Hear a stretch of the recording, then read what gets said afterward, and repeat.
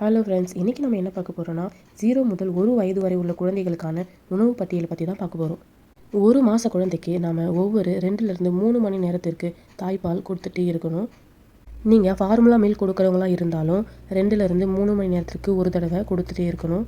தாய்ப்பால் கொடுக்கறது ரொம்பவும் நல்லது.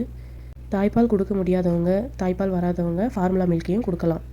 1லேருந்து 6 மாதம் வரைக்கும் குழந்தைங்களுக்கு தாய்ப்பால் ரொம்ப முக்கியம். தாய்ப்பால் மட்டும்தான் கொடுக்கணும். வேறு எந்த தண்ணியும், வேறு எந்த பசும்பால் அது மாதிரியெல்லாம் கொடுக்கக்கூடாது. குழந்தைக்கு தாய்ப்பால் கொடுக்க முடியாதவங்க கண்டிப்பாக ஃபார்முலா மில்க் கொடுக்கலாம். அதில் எந்த ஒரு தப்பும் கிடையாது. ஃபார்முலா மில்க் கொடுக்கறது தப்பு கிடையாது. ஆனால் நீங்கள் பசும்பால் இல்லை வெளியில் பேக்கெட் பால், தண்ணி இந்த மாதிரியெல்லாம் 0 முதல் 6 மாதம் வரைக்கும் கண்டிப்பாக கொடுக்கவே கூடாது. 0 முதல் 6 மாத குழந்தைகள் பால் தேவையான அளவுக்கு குடிக்கிறாங்களா அப்படின்றத நாம் எப்படி தெரிஞ்சுக்கலாம்னா, அவங்க யூரின் போகிறத வச்சு நாம் தெரிஞ்சுக்கணும். ஒரு நாளைக்கு அவங்க எத்தனை தடவை யூரின் போகிறாங்க அப்படின்றத தெரிஞ்சுக்கோங்க.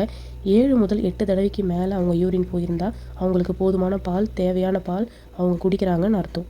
அவங்களுக்கு 6 மாதம் ஸ்டார்ட் ஆகிடுச்சின்னா நாம் ஆப்பிளை வேக வச்சு அரைச்சி அதை நாம் ஒரு வேளை மட்டும் கொடுக்கலாம். ஒரு 6 மாதம் 2வது வாரத்துலேருந்து 2 வேளையாக அதிகரிச்சுக்குங்க.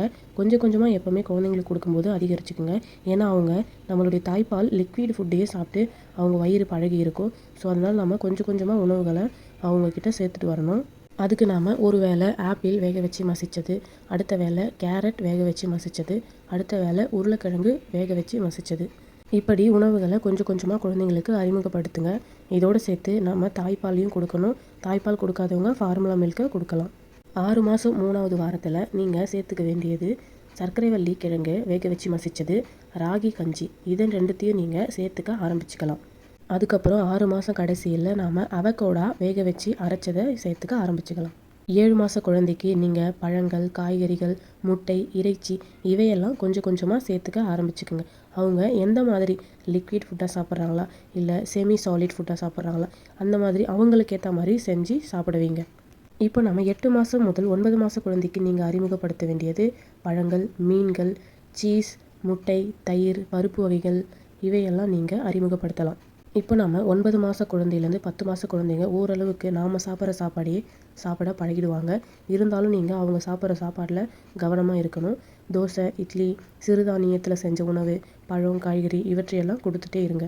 இப்போ நம்ம ஓவராலாக 12 மந்த் பேபிக்கு என்ன சாப்பாடுன்னு பார்த்துருவோம். அரிசி மற்றும் பருப்பு சேர்ந்த சாப்பாடு, இட்லி, கஞ்சி, நன்கு மசித்த பருப்பு, சிறிய இறைச்சி துண்டு, மீன், கையில் வைத்து சாப்பிடக்கூடிய உணவு, இரும்பு செறிவூட்டப்பட்ட தானியங்கள் இவற்றை எல்லாமே நீங்கள் கொடுக்க ஆரம்பிக்கலாம். நம்ம என்னென்ன உணவுலாம் சாப்பிட்றோமோ அதை கொஞ்சம் கொஞ்சமாக குழந்தைங்களுக்கு சேர்த்து பழக்கம் பண்ணுங்கள். இதோடு இன்றைய தகவல் நிறைவடைந்தது. நாளை மீண்டும் இன்னொரு நல்ல தகவலுடன் சந்திப்போம். நன்றி, வணக்கம்.